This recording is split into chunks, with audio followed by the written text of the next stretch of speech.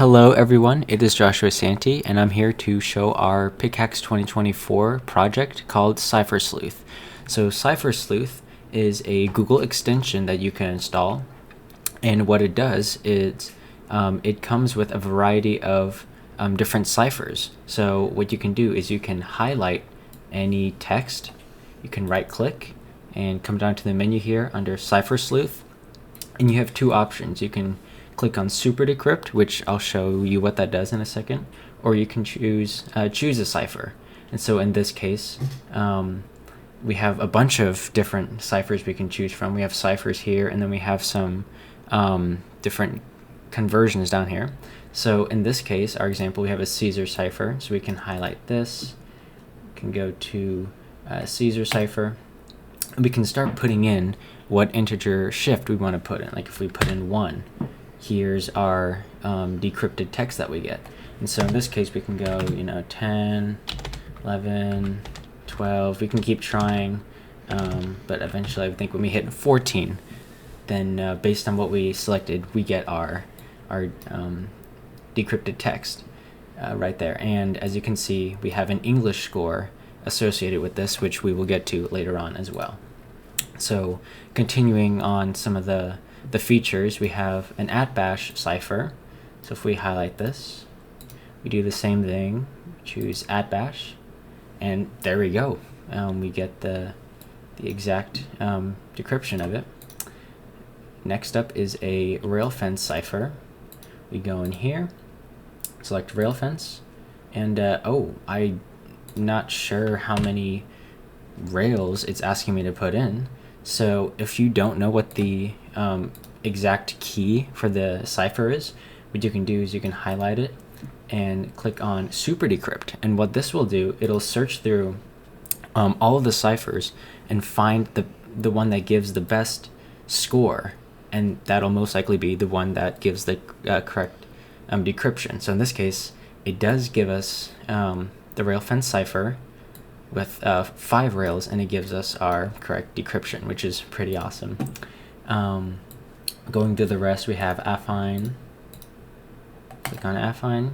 Oh no, I don't know the coefficients, but luckily we can click on Super Decrypt, and look at that. It gives us our 2 coefficients for this specific cipher, and again, the correct decryption. Now the rest of these down here are not necessarily ciphers, but they're encodings, but they're still really useful to have. So we can look at base 64, for example, just like that. The same for binary and hexadecimal. What's really cool is you can do Morse as well. If you ever find yourself needing to decrypt some Morse code, it gives you that. And as well as Super Decrypt, it'll detect that this is Morse code, and it'll give you the correct message. Alrighty. My name is Simon Edmunds. I'm the other half of this team. I did a lot of the back-end programming during this project, so I'm going to explain some of what I put into it. So you might have seen the English score we've mentioned throughout. The English score is how we've ranked all of the different cipher texts. So say you plug in, I don't know, the railfence cipher. You highlight it, right-click, you click Super Decrypt. How in the world has it decided that it has 5 rails? Like, I didn't know that. You didn't know that. Nobody knows that. So this is how it works. You take this English score, and as that number goes down, it becomes more and more likely that that text is English.